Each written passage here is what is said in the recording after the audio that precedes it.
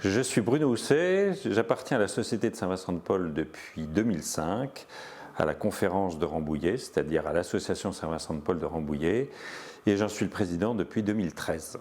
La Société de Saint-Vincent-de-Paul a été créée par Frédéric Ozanam en 1833, et il était étudiant, et avec d'autres étudiants, ils avaient été provoqués par un étudiant athée qui leur disait « Mais vous êtes chrétien, vous défendez l'Église, mais où sont vos œuvres ?» Et pour se lancer dans des œuvres, ils sont allés voir une fille de la charité, Rosalie Rendu, qui leur a indiqué des familles pauvres à visiter. C'est le premier lien avec Saint-Vincent-de-Paul. Et ensuite, ils se sont appuyés sur la spiritualité de Saint-Vincent-de-Paul pour fonder la Société de Saint-Vincent-de-Paul.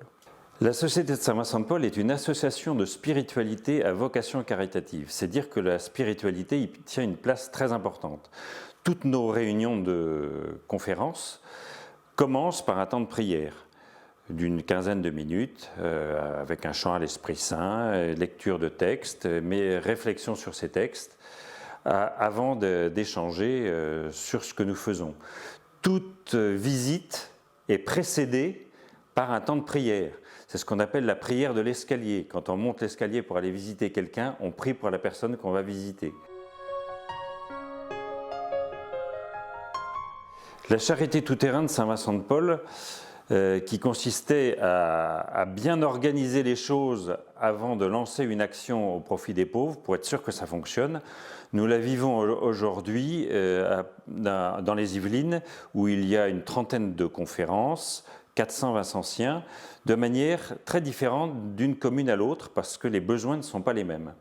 À Rambouillet, quand la conférence a redémarré en 2005, le besoin était la visite aux personnes âgées isolées. Ça se traduit donc par des visites à des personnes âgées, d'abord chez elles, et ensuite on les suit dans les EHPAD où elles peuvent avoir besoin d'aller ensuite parce qu'elles ne sont plus autonomes. Mais on s'adapte, et j'ai dans la conférence aujourd'hui des gens qui habitent au Perret.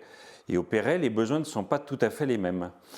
Et par exemple, pendant la période de confinement, une Vincentienne s'est occupée de 2 Syriens chrétiens qui étaient SDF, qui vivaient sous les ponts du train. Et elle s'est occupée de ces personnes pendant toute la période de confinement. Donc ça c'est le tout-terrain vincentien à Rambouillet. Mais dans d'autres villes des Yvelines, les conférences font de l'aide alimentaire, du vestiaire. Elles reçoivent des personnes dans leur lieu d'accueil parce que les besoins ne sont pas les mêmes.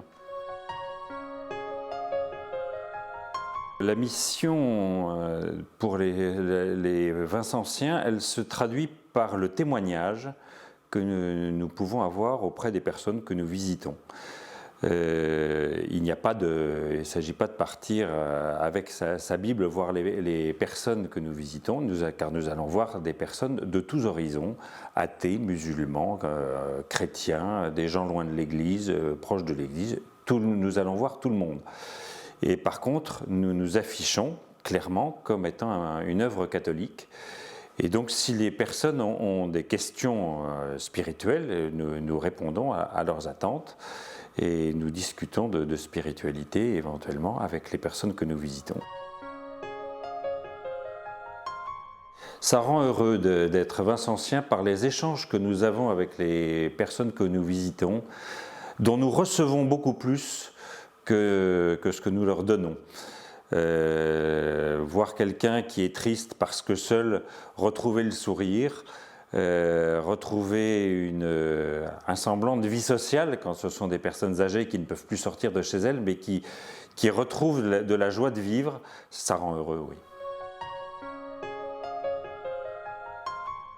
J'aimerais vous partager une phrase de notre règle internationale de la Société de Saint-Vincent-de-Paul. C'est une phrase de Saint-Vincent-de-Paul lui-même. « Voir le Christ dans les pauvres et les pauvres dans le Christ ».